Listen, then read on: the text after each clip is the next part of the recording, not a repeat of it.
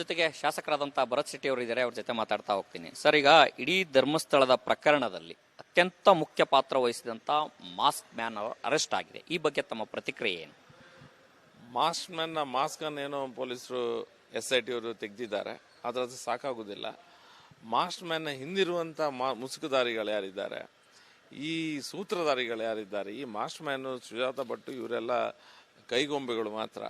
ಹಿಂದೆ ನಿಂತ್ಕೊಂಡು ಯಾರು ಈ ಆಟವನ್ನು ಆಡ್ತಾ ಇದ್ದಾರೆ ಅವರ ಮುಖಾಡವನ್ನು ಇವರು ಎಕ್ಸ್ಪೋಸ್ ಮಾಡಿದರೆ ಮಾತ್ರ ತನಿಖೆ ಸಕ್ಸಸ್ಫುಲ್ ಅಂದ ಅರ್ಥ. ಇಲ್ಲಿದ್ರೆ ಜಸ್ಟ್ ಇವರನ್ನು ಅರೆಸ್ಟ್ ಮಾಡಿದರೆ ಖಾಲಿ ಅವನ ಹಿಂದೆ ಯಾಕೆ ಹೀಗೆ ಹೇಳಿದ, ಯಾಕಾಗಿ ಅವನ ಹಿಂದೆ ಇಷ್ಟು ಜನ ಒಂದು ವ್ಯವಸ್ಥಿತ ಪಿತೂರನ್ನ ಮಾಡ್ತಿರುವಂಥ ವ್ಯಕ್ತಿಗಳ ಹೆಸರೇನು, ಎಲ್ಲಿಂದ ಫಂಡಿಂಗ್ ಬರ್ತಾ ಇತ್ತು, ಅವ್ರಿಗೆ ಏನು ಇಂಟ್ರೆಸ್ಟು, ಯಾಕೆ ಈ ರೀತಿಯ ಒಂದು ಧಾರ್ಮಿಕ ಸ್ಥಳದ ಕೋಟ್ಯಾಂತರ ಭಕ್ತರಿರುವಂಥ ಒಂದು ಶ್ರದ್ಧಾ ಕೇಂದ್ರದ ಹೆಸರನ್ನು ಹಾಳು ಮಾಡುವಂಥ ಪ್ರಯತ್ನ ಮಾಡ್ತಾ ಇದ್ದಾರೆ. ಬೇರೆ ರೀತಿಯ ಇನ್ವೆಸ್ಟಿಗೇಷನ್ ಏನಾದರೂ ಸಹ ಯಾವ ವಿಷಯದಲ್ಲಾದರೂ ಸಹ ನಾವು ಅದನ್ನು ಸ್ವಾಗತ ಮಾಡ್ತೇವೆ. ಇನ್ವೆಸ್ಟಿಗೇಷನ್ ಎಲ್ಲದರಲ್ಲಿ ಆಗಬೇಕು, ಸತ್ಯಾಸತ್ಯತೆ ಏನುವುದು ಜನರಿಗೆ ತಿಳಿಸ್ಬೇಕು, ಯಾವುದೇ ವಿಚಾರವಿರಲಿ. ಫಾರ್ ಎಕ್ಸಾಂಪಲ್ ಸುಜಾತ ಭಟ್ ಅವರು ಮಾಡಿದಂಥ ಆರೋಪನೇ ಇರಲಿ, ಅದ್ರ ಬಗ್ಗೆ ಸಹ ಇನ್ವೆಸ್ಟಿಗೇಷನ್ ಆಗಬೇಕು. ಆಗಸ್ಟ್ 14ಕ್ಕೆ ಹೋದ ತಿಂಗಳು 14ಕ್ಕೆ ಆ ಮಹಿಳೆ ಇದನ್ನು ಮಾಡಿದ್ದಾರೆ, ಕಂಪ್ಲೇಂಟನ್ನು ಕೊಟ್ಟಿದ್ದಾರೆ. ಇಷ್ಟರ ತನಕ ನೀವು ಕರೆಕ್ಟಾಗಿ ಇನ್ವೆಸ್ಟಿಗೇಷನ್ ಮಾಡಿ ಅವಳು ಅನನ್ಯ ಭಟ್ ಇದ್ದಾರಾ ಇಲ್ವಾ, ಏನು ವಿಷಯ ಏನು ಎಲ್ಲದನ್ನ ಕಲೆ ಹಾಕಬೇಕಿತ್ತು. ಆರ್ ಕನ್ನಡದ ಸಂದರ್ಶನದಲ್ಲಿ ಸುಜಾತ ಭಟ್ ಹೇಳ್ತಾರೆ, ಅನನ್ಯ ಭಟ್ ನನ್ನ ಮಗಳೇ ಅಲ್ಲ ಅನ್ನುವಂಥ ಮಾತನ್ನ ಹೇಳ್ತಾರೆ. ಸರ್ ನೋಡಿ, ಅವರು ಪ್ರತಿದಿನ ಒಂದೊಂದು ಸ್ಟೇಟ್ಮೆಂಟನ್ನು ಕೊಡ್ತಾ ಇದ್ದಾರೆ. ನನ್ನ ಮಗಳೇ ಅಲ್ಲ ಅಂತ ನಿನ್ನೆ ನಾನು ಒಂದು ಮೀಡಿಯಾದಲ್ಲಿ ನೋಡಿದೆ. ನಾನು ಯಾರೋ ಒತ್ತಡದಲ್ಲಿ ನಾನು ಹಾಗೆ ಹೇಳಿದ್ದೆ ಅನ್ನುವಂತ ಹೇಳಿದ್ರು. ಇವತ್ತು ಪುನಃ ತಿರುಗಿಸಿ ಅದು ಬೇರೆಯವರ ಮಗಳು, ನನ್ನ ಮಗಳಲ್ಲ ಅನ್ನುವಂಥದ್ದು ಹೇಳ್ತಾ ಇದ್ದಾರೆ. ಇದೆಲ್ಲ ಅದ್ರ ಬಗ್ಗೆ ಇನ್ವೆಸ್ಟಿಗೇಷನ್ ಆಗಲೇಬೇಕಲ್ಲ. ಯಾಕೆ ಆ ರೀತಿಯ ಈ ಅನ್ಕೋಹರೆಂಟ್ ಅಂದರೆ ಒಂದು ಕಂಟಿನ್ಯೂಸ್ ಆಗಿ ಇವರ ಸ್ಟೇಟ್ಮೆಂಟಿಗೂ ಸ್ಟೆಬಿಲಿಟಿ ಇಲ್ಲ. ಫಸ್ಟ್ ಡೇ ಹೇಳಿದ್ದಕ್ಕೂ, ಒಂದಿನ ಬಿಟ್ಟು ಹೇಳಿದ್ದಕ್ಕೂ, ಒಂದು ವಾರ ಬಿಟ್ಟು ಹೇಳಿದ್ದಕ್ಕೂ ಇದಕ್ಕೆಲ್ಲ ಸಹ ಡಿಸ್ಕ್ರಿಪೆನ್ಸಿಸ್ ಇದೆ. ಇವ್ರದೆಲ್ಲ ಸ್ಟೇಟ್ಮೆಂಟ್ಗಳಲ್ಲಿ ಡಿಸ್ಕ್ರಿಪೆನ್ಸಿಸ್ ಇದೆ. ಸತ್ಯಾಸತ್ಯತನ ಇನ್ವೆಸ್ಟಿಗೇಷನ್ ಬಗ್ಗೆ ನನಗೆ ಹೇಳಲಿಕ್ಕೆ ನಮ್ಮ ಸಬ್ಜೆಕ್ಟ್ ಅಲ್ಲ, ಅದು ಪೊಲೀಸ್ ಸಬ್ಜೆಕ್ಟ್, SIT ಸಬ್ಜೆಕ್ಟ್. ತನಿಖೆ ಮಾಡಬೇಕಾದದ್ದು ಯಾರು? SIT ಅವರು ಮತ್ತು ಪೊಲೀಸರು. ತನಿಖೆ ಏನು ಮಾಡ್ತಾ ಇದ್ದಾರೆ ಅದನ್ನು ನೀವು ಪಬ್ಲಿಕ್ಕಿಗೆ ಹೇಳಿ, ಏನೆಲ್ಲ ಆಗಿದೆ ಪೊಲೀಸ್ ಕಡೆಯಿಂದ ಬರಲಿ. ಈಗ ಸುಜಾತ ಭಟ್ ಅವರು ಮಾತಾಡ್ತಾ ಇದ್ದಾರೆ, ಅದು ಬರ್ತಾ ಇದೆ. ಪೊಲೀಸರು ಸಹ ಅವ್ರ ರಿಪೋರ್ಟನ್ನು ಕೊಡಬೇಕಲ್ಲ, ಅವರ ಹೇಳಿಕೆಯನ್ನು ಕೊಡಬೇಕು ಏನಾಗಿದೆ ಅಂತ. ಇದು ನಮಗೆ ಮೇಲ್ನೋಟಕ್ಕೆ ಎಲ್ಲರಿಗೂ ಸಹ ಗೊತ್ತಾಗ್ತದೆ, ಎಲ್ಲ ಲಾಜಿಕಲಿ ಯೋಚನೆ ಮಾಡುವಂಥ ಎಲ್ಲರಿಗೂ ಸಹ ಗೊತ್ತಾಗ್ತದೆ. ಆ ಮಾಸ್ಟರ್ ಮ್ಯಾನನ್ನು ಅರೆಸ್ಟ್ ಮಾಡಿದ್ರು, ಈಗಷ್ಟೇ ಅರೆಸ್ಟ್ ಮಾಡಿದ್ರು. ಸುಜಾತ ಭಟ್ ಅವರು ಅವರ ಸ್ಟೇಟ್ಮೆಂಟನ್ನು ತಿರುಗಿಸಿ ಹೇಳ್ತಾ ಇರ್ತಾರೆ. ಇದ್ರ ಹಿಂದೆ ಪಿತೂರಿ ಯಾರು ಮಾಡ್ತಾ ಇದ್ದಾರೆ, ಅದ್ರ ಉದ್ದೇಶ, ಅವರ ಫಂಡಿಂಗ್, ಯಾರೆಲ್ಲ ಇದರಲ್ಲಿ ಇನ್ವಾಲ್ವ್ ಇದ್ದಾರೆ. ಅವರು ಮುಂದುವರೆದು ಹೇಳ್ತಾರೆ, ನಾನು 4 ದಿನ ಮಹೇಶ್ ತಿಮ್ಮರೋಡಿ ಅವರು ಮನೆಯಲ್ಲಿದ್ದೆ ಅನ್ನುವಂತ ಮಾತನ್ನ ಹೇಳ್ತಾರೆ ಸರ್ ಅವರು, ಸುಜಾತ ಭಟ್. ಇದೆಲ್ಲ ನಮ್ಗೆ ಗೊತ್ತಿರುವಂತ ವಿಷಯ. ಅವರೇ ಹೇಳ್ತಾ ಇದ್ದಾರೆ, ಓಪನ್ ಆಗಿ ಹೇಳ್ತಾ ಇದ್ದಾರೆ ಎಲ್ಲಿದ್ರು, ಏನ್ ಮಾಡಿದ್ರು ಅಂತ. ಎಲ್ಲದರ ಬಗ್ಗೆ ಸಹ ತನಿಖೆ ಆಗ್ಬೇಕು. ನೀವು ತನಿಖೆ ಮಾಡಿ ರಿಪೋರ್ಟ್ ಕೊಡಿ. ಈಗ ನೀವು ಇಂಡಿಪೆಂಡೆಂಟ್ ವ್ಯಕ್ತಿಗಳು ಈಗ ಮೀಡಿಯಾದಲ್ಲಿ ಬಂದು ಏನು ಸಹ ಮಾತಾಡ್ತಾರೆ, ಏನು ಸಹ ಹೇಳ್ಬೋದು, ಯಾರಿಗೂ ಬಾಯಿ ಬಂದಾಗೆ ಮಾತಾಡೋದು, ಅದೆಲ್ಲ ಒಂದು ಏನು ಗಿಮಿಕ್ ರೀತಿಯಲ್ಲಿ ಆಗಿದೆ. ನಾವು ಹೇಳೋದಂದ್ರೆ ಸರ್ಕಾರ ಮತ್ತು ಲೀಗಲಿ ಯಾರು ಮಾಡ್ಲಿಕ್ಕೆ ಇದನ್ನು ಇನ್ವೆಸ್ಟಿಗೇಷನ್ ಮಾಡ್ಲಿಕ್ಕೆ ಹಕ್ಕಿದೆ, ಅವ್ರು ಆ ಸ್ಟೇಟ್ಮೆಂಟನ್ನು ಎಕ್ಸ್ಪೋಸ್ ಮಾಡಬೇಕು. ಅವ್ರು ಆ ಸ್ಟೇಟ್ಮೆಂಟ್ನ ಎಕ್ಸ್ಪೋಸ್ ಮಾಡಿದ್ರೆ ಮಾತ್ರ. ಅದಕ್ಕೆ ನಾನು ಕರೆಕ್ಟ್ ಪರ್ಸನ್ ಅಲ್ಲ, ಮತ್ತೊಬ್ರು ಕರೆಕ್ಟ್ ಪರ್ಸನ್ ಅಲ್ಲ, ಅದಕ್ಕೆ ಇನ್ವೆಸ್ಟಿಗೇಟಿವ್ ಅಥಾರಿಟಿಯೇ ಕರೆಕ್ಟ್ ಪರ್ಸನ್ಸ್.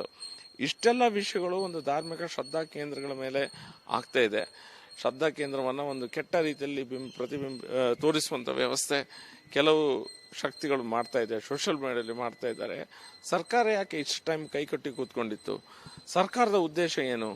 ಇದನ್ನು ಮುನ್ಸಿ SIT ಇಷ್ಟು ತನಕ ಒಂದು ಇಂಟರ್ವ್ಯೂ ಕೊಡಲಿಲ್ಲ, ಆದರೂ ಸಹ ಬಾಯಿ ಬಂದ ರೀತಿಯಲ್ಲಿ SIT ಅವರು ಹೇಳಿದರು, SIT ತನಿಖೆಯ ರಿಪೋರ್ಟು ಅದು ಇದು ಅನ್ನೋಂಥ ಮಾತನ್ನು ಹೇಳ್ತಾ ಸೋಷಿಯಲ್ ಮೀಡಿಯಾದಲ್ಲಿ ಬರ್ತಾ ಇತ್ತು.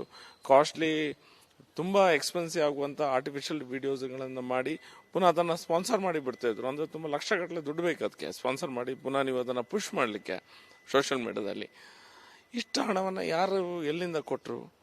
ಇದಕ್ಕೆಲ್ಲ ಉತ್ತರ ಬೇಕಾಗಿದೆ. ಈಗ SIT ತನಿಖೆ ನಡೀತಾ ಇದೆ, ಈಗ ಮಾಸ್ಕ್ ಮ್ಯಾನ್ ಅರೆಸ್ಟ್ ಆಗಿದೆ. ಈ ನಡುವೆ ನಿನ್ನೆ ಧರ್ಮಸ್ಥಳದಲ್ಲಿ ಭಕ್ತಾದಿಗಳೆಲ್ಲರೂ ಕೂಡ ಒಂದಷ್ಟು ದೇವಸ್ಥಾನದ ಪರವಾಗಿ ಮಾತನಾಡ್ತಾ ಹೇಳ್ತಾರೆ, ಕೇರಳದ ಒಂದಷ್ಟು ಜನ ಇದರಲ್ಲಿ ಭಾಗಿಯಾಗಿದ್ದಾರೆ, ಹಾಗಾಗಿ NIA ತನಿಖೆ ಆಗಬೇಕು ಅನ್ನೋಂಥ ಕೂಗು ಕೂಡ ಕೇಳಿ ಬಂದಿದೆ. ಆ ಕೂಗು ಸಹ ಇದೆ. ಯಾಕಂತ ಹೇಳಿದ್ರೆ ಕೇರಳದ ಅಸೆಂಬ್ಲಿಗೆ ಒಂದು ಗುಂಪು ಲೆಟರ್ ಬರೀತದೆ, ನೀವು ಇದ್ರ ಬಗ್ಗೆ ರೆಸೊಲ್ಯೂಷನ್ ಮಾಡಬೇಕು, ಕೇರಳ ಅಸೆಂಬ್ಲಿಯಲ್ಲಿ ಇದ್ರ ಬಗ್ಗೆ ಚರ್ಚೆ ಆಗಬೇಕು ಅನ್ನುವಂಥ ಮಾತನ್ನ ಹೇಳಿ ಒಂದು ಲೆಟರ್ ಬರ್ತದೆ. ಕೇರಳದ MP ಒಬ್ಬರು ಹೇಳ್ತಾರೆ, ನಾವು ಈ ತನಿಖೆಯಲ್ಲಿ SIT ತನಿಖೆ ಏನಾಗ್ತದೆ ಅದರಲ್ಲಿ ಕೇರಳ ಪೊಲೀಸ್ ಇನ್ವಾಲ್ವ್ ಆಗ್ಬೇಕನ್ನುವಂಥ ಮಾತನ್ನು ಒಬ್ಬರು ಹೇಳ್ತಾರೆ. ಮತ್ತು ತಮಿಳುನಾಡಿನ ಒಬ್ಬರು MP ಅವರ ಹೆಸರು ಅಲ್ಲಲ್ಲಿ ಮೇಲೆ ಬರ್ತಾ ಇದೆ. ಹಾಗೆ ಇದನ್ನು ನೋಡುವಾಗ ಅವ್ರದ್ದೆಲ್ಲ ಇಂಟ್ರೆಸ್ಟ್ ಏನಿದ್ರಲ್ಲಿ, ಅಲ್ಲಿ ಕಮ್ಯುನಿಸ್ಟ್ ಸರ್ಕಾರ ಇದೆ, ಅವ್ರದ್ದೇನು ಇಂಟ್ರೆಸ್ಟು. ದಿನೇಶ್ ಗುಂಡೂರಾವ್ ಹೇಳ್ತಾರೆ ಎಡಪಂಥೀಯರ ಒತ್ತಡ ಅಂತ. ಎಡಪಂಥೀಯರು ಅಂದ್ರೆ ಯಾರು, ಅವ್ರ ಹೆಸರನ್ನ ನಮ್ಗೆ ಗೊತ್ತಾಗಬೇಕು.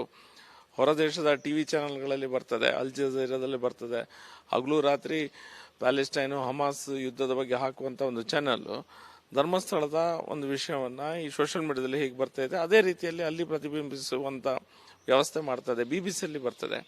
ಹಾಗಾದ್ರೆ ಈ ಷಡ್ಯಂತ್ರವನ್ನು ಯಾರು ಮಾಡ್ತಾ ಇದ್ದಾರೆ?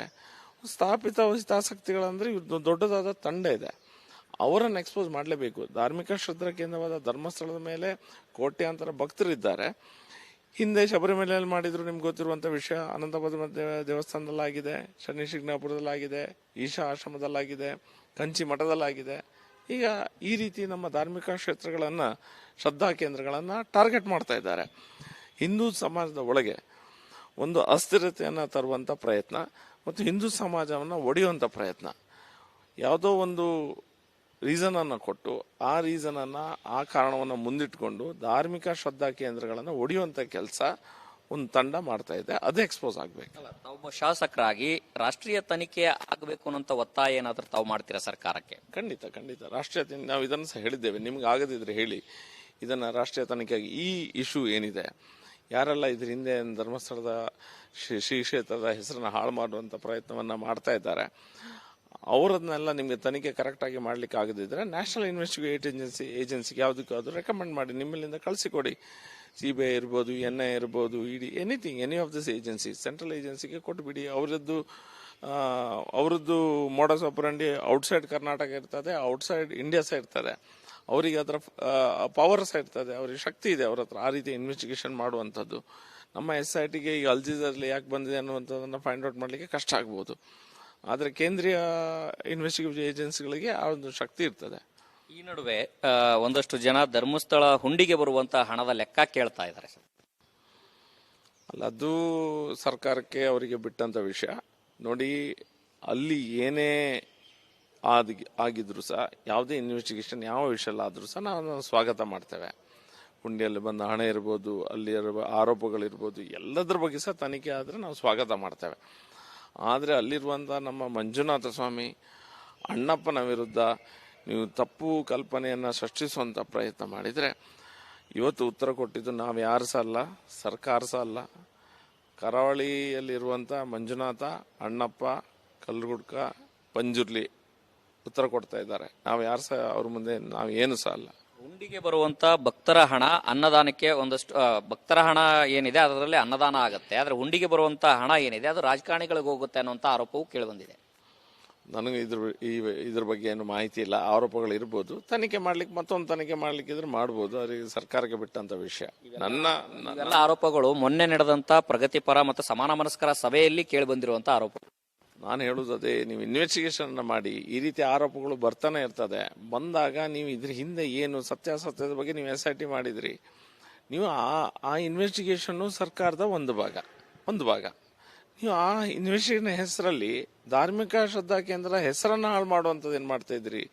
ಧಾರ್ಮಿಕ ಮನೋಭಾವನೆ ಏನಿದೆ ಅದನ್ನ ಘಾಸಿಗೊಳಿಸುವ ಪ್ರಯತ್ನ ಏನಾಗ್ತಾ ಇದೆ, ಅದರ ವಿರುದ್ಧ ನಮ್ಮ ಹೋರಾಟ.